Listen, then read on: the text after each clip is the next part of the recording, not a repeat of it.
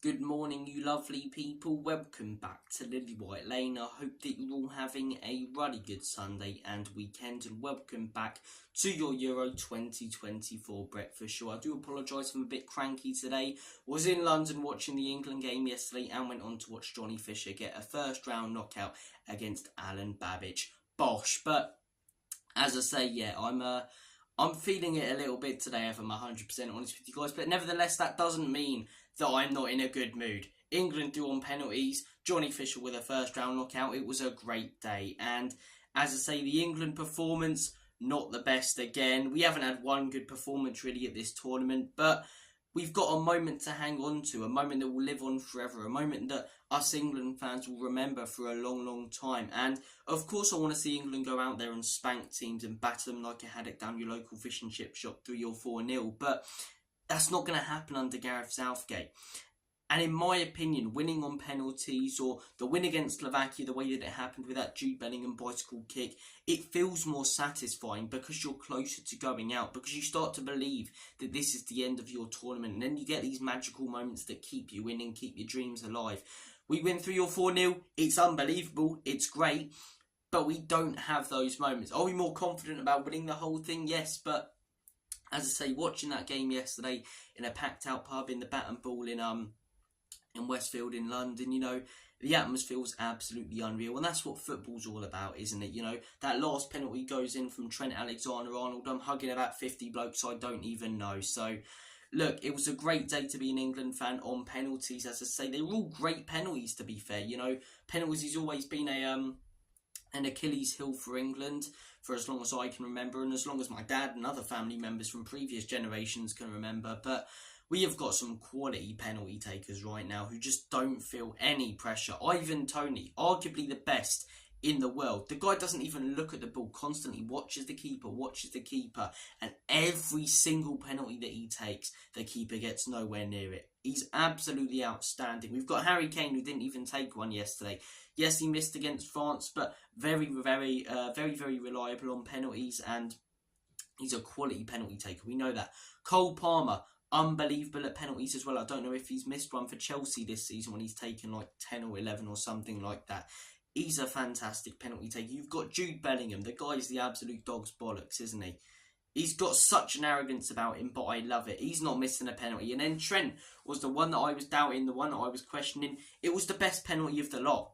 It was Harry Maguire against Italy all over again. I know we lost in that penalty shootout, but the one that's going up, the one that you doubt, puts in the best penalty of the lot, and that was Trent yesterday. And England, as I say, threw on penalties. Was it the best performance? No. But was the moment better than if we would have won 3 or 4-0 watching it live with a load of rowdy England fans? Yes. Yes, it was. So great result for England.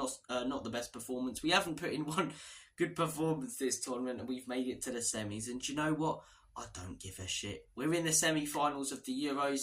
We may have met our match in Holland, but we'll have to wait and see what happens in the week. You know, we've still got these world-class players who can produce moments of magic like Bellingham did in the round of 16, like Saka did yesterday, to keep us in this tournament. So look, comment your thoughts down below on England. The second game yesterday, Netherlands versus Turkey. I really thought Turkey were going to go on to get the result when they took the lead. You know, started playing some really good football. Arda Güler playing fantastic again. But the Netherlands came back just like they did against Poland in their first game. And it will be Holland versus France in the semis. And fair play to the Netherlands. You know, recent tournaments, they haven't been great whatsoever. 2022 quarters, as I say, that was quite unlucky, to be fair, against Argentina. They were, you know, really good in that game. And that last-minute free kick from Weghorst, you know, that was put in was brilliant. But yeah, quite unlucky in the last World Cup. Last Euros round of 16 against Czech Republic. 2018 didn't even qualify. 2016, I don't even know what they were doing in 2016. Did they even qualify? I'm not sure. So they haven't done a lot in international tournaments recently. Since 2014, really, when they got to the semis under Louis van Gaal. So good to see the Dutch progress. Obviously, I don't wish them any luck in their semi-final against England, but yeah, fair play to the Dutch. Fair play to the Dutch. I wanted to do a video today because there's only been four quarterfinals, so I wanted to do one video rounding them all up. So we'll talk about the games from the day before. Spain versus Germany. Spain 2, Germany 1. This was a really, really fun watch and fun game. First half, As I say, 0-0, but quite end-to-end, both teams going at it. Second half at the beginning, Spain get that goal. Probably the better team in the first half, in all honesty. Germany was struggling to play out. It's Dani Olmo, the substitution for Pedri, who comes on and gets their goal. And for the rest of the first half, or rest of the second half, and in all honesty, for the rest of or for most of extra time, I thought Germany were the better team. They were peppering, sautéing the Spanish goal. They really were. They were all over the Spaniards, and they got their deserved goal right at the end of the game.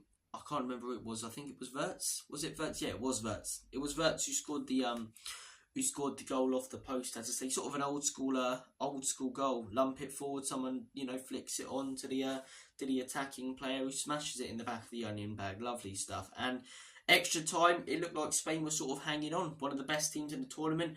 That's the most weary I've seen them look. Germany had some massive chances, but as I say, Dani Olmo in the 118th minute puts in a brilliant ball, and Moreno jumps like an absolute frog and heads it into the back of the net. It was a great goal, it really was. Spain through to the next round, and they're my favourites to win this thing right now. I think they've been the best performing side. The Germany performance was probably their worst, but I always said whoever wins that game will win the tournament, in my opinion, between Spain and Germany. They've been the two best so far.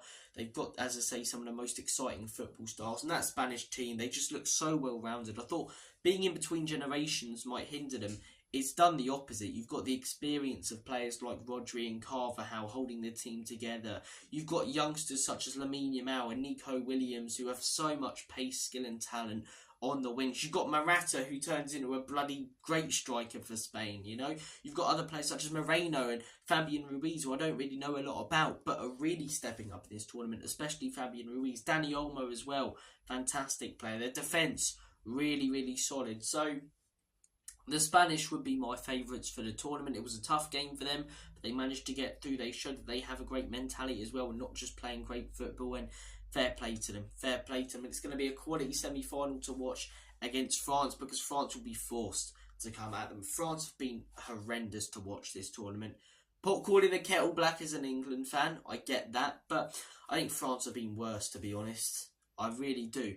Our manager, as I say, doesn't have a clue. Their manager is, Deschamps has won things previously for France, but they've just made games bad, didn't they? Like against Belgium, they've been relying on lucky deflections and goals and things. Against Portugal, I thought Portugal actually wanted to go at them, wanted to, make a game of it, but France just sat in really deep, didn't want to move really, hung on for penalties in a way and managed to get through. So, look, not been exciting at all this tournament, the French, but a moment on penalties against Portugal will be great for their fans, and I think they will step up in this game. I think they will, because